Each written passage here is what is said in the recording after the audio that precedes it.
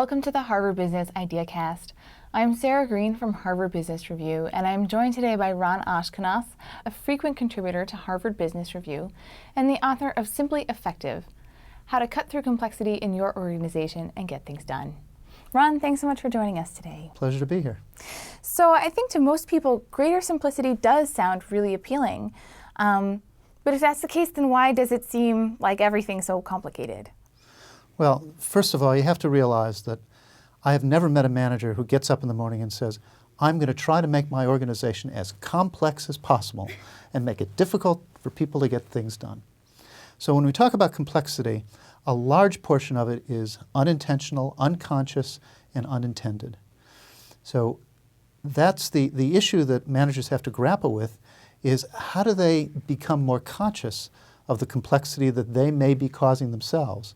That's as opposed to the complexity that comes from the external world. But how can they get control over the things that they cause and therefore they can do something about? Well, let's talk a little bit more about that. What are some of the behaviors that cause complexity that we may not be aware that we're even doing? Well, there tend to be four sources of complexity in organizations, and managers are complicit in all of them. One is the way they structure the organization. So if they create different units, locations, lots of layers and levels of management, that creates complexity. A second is in product management, adding new products and adding more new products and more new products without subtracting products, or designing products in ways that are a little complex, difficult for customers to use, or difficult internally to manage. The third is processes, because processes always continue to evolve in organizations, and some of them don't get managed very well. Or we add new technology and things change, and we don't recalibrate the processes to match the new technology or the new environmental conditions. And the fourth is management behaviors themselves. The ways that managers give assignments, the way that managers communicate, all the kind of unintentional things that managers do, even answering emails, can be a source of complexity. Well, what do you mean by that exactly? Because I know I answer a lot of emails. I hope I'm not contributing to complexity. Well, you might be. Who knows? I mean, one of it is the tendency that some managers have and some people have to press the send all button when they're responding to something. And sometimes it's responding to very mundane things, but a message goes out about setting up a meeting to 100 people that don't need to know that. There's document retention. We're doing documents by email and sending them back and forth. We're sending different versions of the document. It's not always clear which version is going to which people, and people are editing and re-editing, sometimes a version that's already been edited. And then, of course, there's document destruction and reduction. Sometimes all these documents in various forms and versions stay out in cyberspace in your emails, and you don't know what the version is. And then how do you manage the files of it? And you spend more time looking for your old emails to try to find people. So I don't know if you've ever seen any of those yourself. I'm sure you don't do any of those behaviors, but some managers I know have done those. That all sounds very familiar. So I guess then the next question is, how do we recognize that we're doing these complexity-causing behaviors and make sure that we are actually curbing them to simplify our whole organization? Well, I think the starting point is every manager has to sort of say, just like in any self-improvement program, my name is Ron and I cause complexity. So we have to admit it. So you can say it, Sarah. My name is Sarah, I cause complexity. My name is Sarah and I do cause complexity. There you go. So I think that's the starting point, is we have to admit that we are part of the problem. The second is then look at our own behaviors. How do we manage meetings? How do we give people assignments? How do we communicate with others? How do we manage our emails? Just to use sort of mundane examples. But if you're a manager also, what level and detail of information are you asking for? Do you realize all of the cascade of work that might be causing for other people? So begin to come to grips with that in yourself. The second is to get some other people to work with you on it. Complexity reduction, just like any changing of behaviors, can't be done by yourself only. So get some colleagues and form a complexity reduction support group, if you have to call it, or a coalition to reduce complexity. Look at each other's behaviors, hold up a mirror to each other, and look at what are some common themes in the company, some common issues that might be causing complexity for many people, that if you work together to tackle them, you could do something about it. So I think something I'm curious to know is do you find a lot of organizations that have actually done this, who have maybe started at the small individual manager level and then scaled simplicity up to the bigger level? Well, I think there are companies that go both ways. There are some that have started at the top. GE is probably the classic example that has had simplification as a theme for 20 years now, and they keep working at it because complexity keeps creeping in. But there are many other companies that from the top, SEB Bank is a large financial institution in Europe, Conagra Foods in the United States, Nielsen Company, many others have taken simplicity as a key business imperative and from the top down driven that throughout the company as a key strategy for improvement. But there are many others where it's up to an individual manager to sort of take some initiative and do something.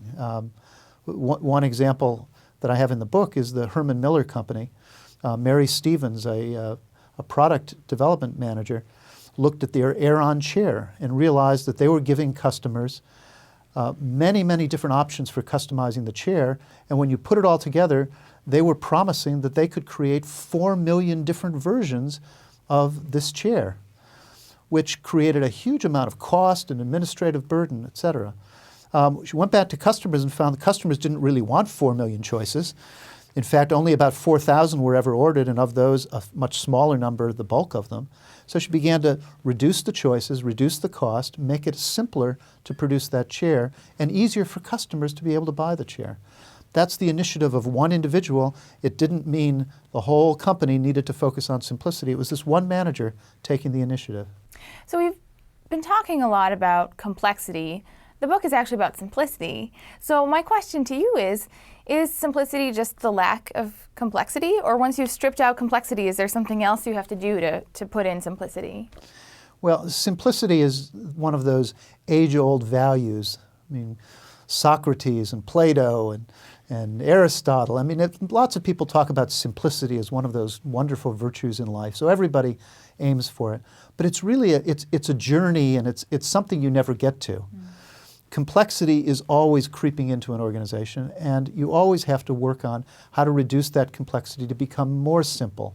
It's not that you're going to become totally simple or simplistic. There is complexity in business and in the business world and in organizations. You have multiple people, and anytime you have more than one person, things get complex. The challenge is, how do you keep fighting against it, making things as simple as possible to get things done? So in that case, you mentioned GE and some other companies and the furniture industry. I'm curious if there's an example that you can give us where they tried and they failed, and maybe talk about why they failed. Well, there's a lot of examples of companies that have, for example, made an acquisition and tried to put them together and said, when we're putting them together, we're going to make things much simpler. And sometimes that doesn't work. And a lot of times it's because managers sort of back off from making really tough choices. So there's, just to use, again, a very trivial example, there's 2 email systems, Lotus Notes or Outlook.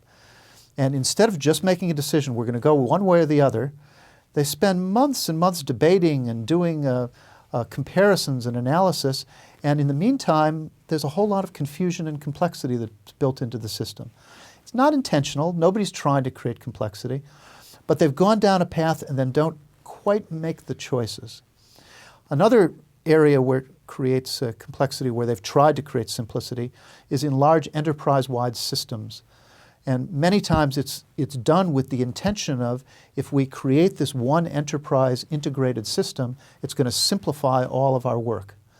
The problem is the transition to go from lots of different systems and different ways of working to one integrated system is a very complex process. And oftentimes it's more difficult getting there and creates more complexity.